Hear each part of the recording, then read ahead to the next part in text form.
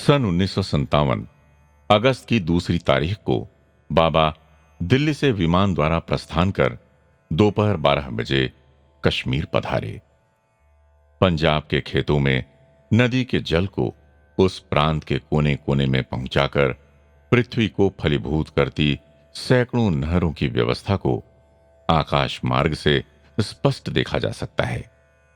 अमृतसर का स्वर्ण मंदिर भी उस सूर्योदय के सूर्य प्रकाश में चमकता हुआ दिखाई देता है। तत्पश्चात वो मनोहर कश्मीर दिखाई देता है। कितना रमणीय प्रदेश है।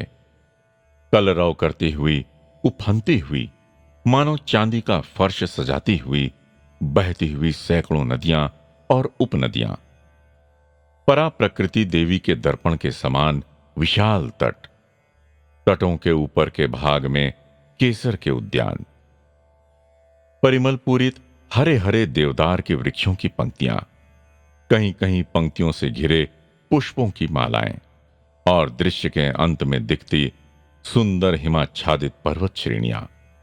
ये सब देखने से हमें स्वतः ही स्पष्ट हो जाता है कि क्यों इस कश्मीर को अपनाने के प्रयत्न में मगध के सम्राट अशोक चक्रवर्ती, मेसिडोनिया के सिकंदर, मंगोलिया के तैमूर, मुगल बादशाह बाबर और शाहजहां इत्यादि सभी येन केन प्रकारेण ललायित थे।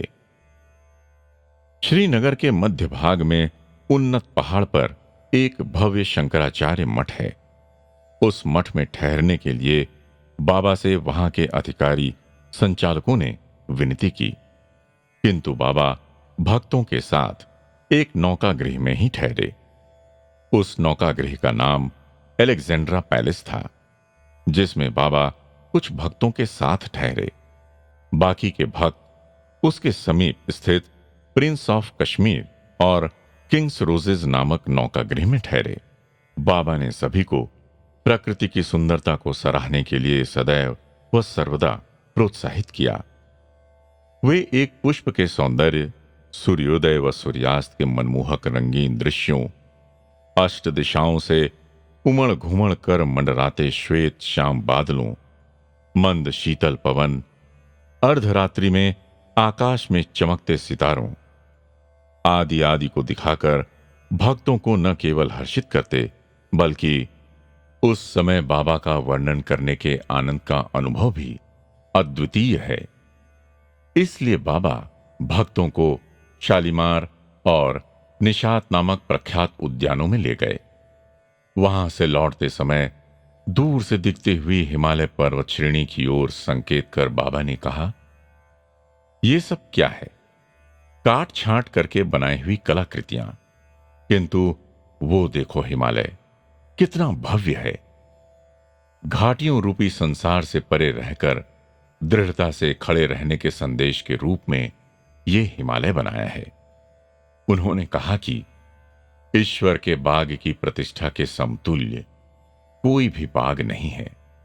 हिमालय का अर्थ है हिम का आलय, लय रहित अर्थात विचलन से रहित, सदा हिम झेल कर खड़े हुए पर्वतों की श्रेणी है। रजतगिरी अर्थात ये चांदी का पहाड़ ही तो है। इसलिए हिम राशि चढ़ने पर ही आपकी कश्मीर की यात्रा सार्थक है। ये कहते हुए बाबा हम सबको खिलन मर्ग को साथ ले गए। तंग मार्ग नामक ग्राम तक बस में गए। श्री कस्तूरी जी लिखते हैं कि पहले दिन रात को 104 डिग्री ज्वर से पीड़ित मुझे बस के एक कोने में देखकर तुम क्यों आए यूं भी नहीं कहा। यही कारण था कि मैं भी धैर्य से तंग मार्ग पहुंचा। वहां से हिमालय की हिमराशि तक जाने के लिए घोड़ों की व्यवस्था की गई। घोड़सवारी कभी की हो ऐसा मनुष्य मैं नहीं था।